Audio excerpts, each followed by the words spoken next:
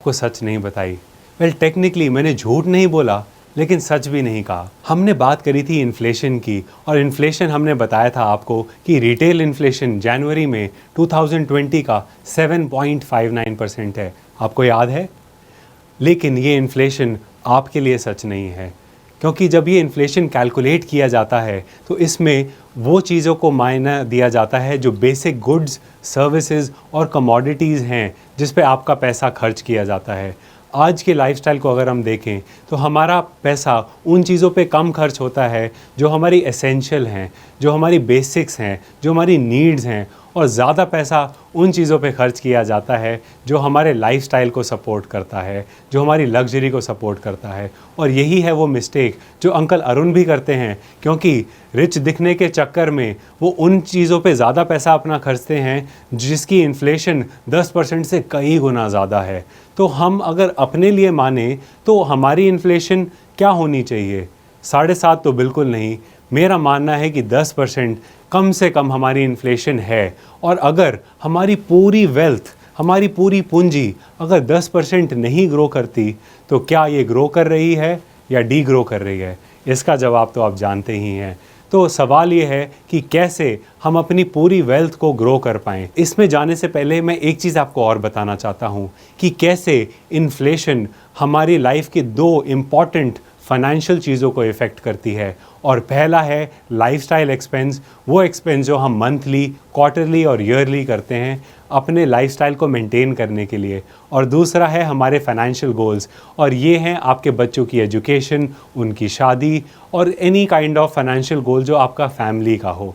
अब मैं आपसे एक बात पूछना चाहता हूँ कि अगर हर साल 10% से आपके लाइफस्टाइल एक्सपेंस भी बढ़ रहे हैं, आपके डिजिटल मास्टर जी के YouTube चैनल को सब्सक्राइब कीजिए और बेल आइकॉन को प्रेस कीजिए ताकि आपको हमारी बिजनेस से रिलेटेड वीडियोस की नोटिफिकेशन मिल सके। फाइनेंशियल गोल्स भी बढ़ रहे हैं और आपकी वेल्थ नहीं ग्रो कर रही है 10% से, तो आप कैसे अचीव कर पाएंगे अपने फाइनेंशियल गोल्स और अपने लाइफस्टाइल एक्सपेंसेस? इसीलिए मैं कहता हूँ कि अगर आपके पास एक गोल है लेकिन प्लान नहीं है तो आपके पास गोल नहीं, आपके पास एक विश है। Which is why simply said a goal without a plan is simply a wish. So बात करते हैं कि कैसे आप अपनी टोटल वेल्थ को इस तरह से मैनेज कर पाएँ कि इसमें से कम 10% की पैसिव इनकम क्रिएट कर पाएँ। तो इसका सिंपल सॉल्यूशन है एसेट एलोकेशन। जी हाँ, एसेट एलोकेशन क्या होता है मैं आपको पहले ये समझाता हूँ। एसेट एलोकेशन का सिंपल मीनिंग है कि कैसे आप एक सर्टेन अमाउंट ऑफ पैसा एलोकेट करें हर सिंगल एसेट क्लास में। उस डिसीजन को एसेट एलोकेशन कहते हैं। तो इसके साथ जो प्रॉब्लम्स आती हैं, सबसे पहली वो ये है कि हर एसेट क्लास का एक अलग साइकिल होता है। 3 साल से 15 साल के बीच में अलग अलग साइकिल्स होते हैं। सो आप प्रॉपर्टी की अगर बात करें तो ये एक 15 साल की साइकिल के ऊपर चलती है। तो अगर आप अपना सारा पैसा एक ही एसेट में लगा दें और मान लें वो एसेट प्रॉपर्टी ही है, तो आप जैसे आप देख ही रहे हैं पिछले 10 साल से प्रॉपर्टी में कोई रिटर्न नहीं आ रहा, तो आप फंस जाते हैं।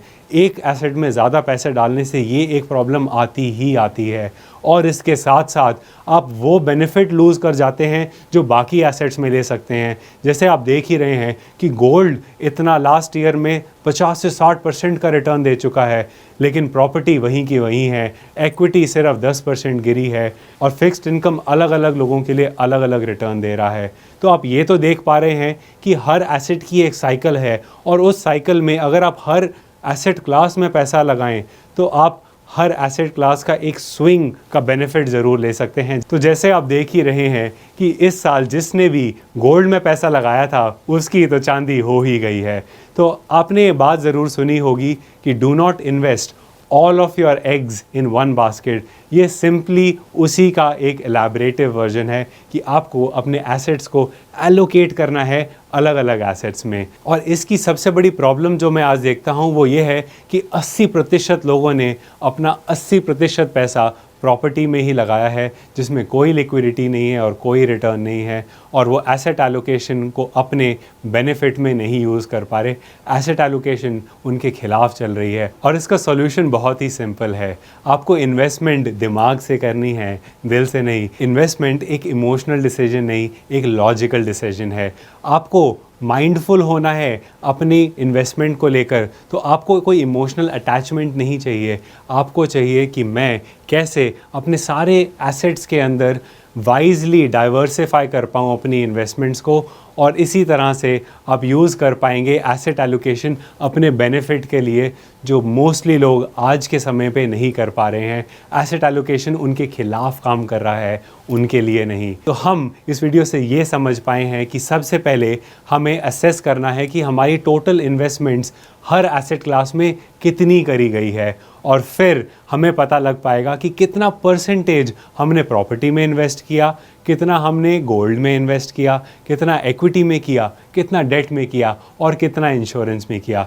ये जानने के बाद आपको ये क्लियर हो जाएगा कि अभी तक आपका कौन सा एक ऐसा एसेट है जिसमें आपका मेजर पैसा जा रहा है। और जैसे मैंने आपको पहले बताया कि 80% लोग अपना 80% पैसा प्रॉपर्टी में ही लगाते हैं। तो आपको इस चीज़ को बैलेंस करना है। आपको इस तरह से बैलेंस करना है कि कोई भी एक एसेट में आपका बहुत ज़्यादा पैसा ना आए, ताकि अगर उस एसेट को कुछ हो भी जाए, अगर वो एक एसेट अपने लो साइड ऑफ द साइकिल में हो, तो आपकी वेल्थ की ग्रोथ को वो बहुत ज़्यादा इफ़ेक्ट ना करे।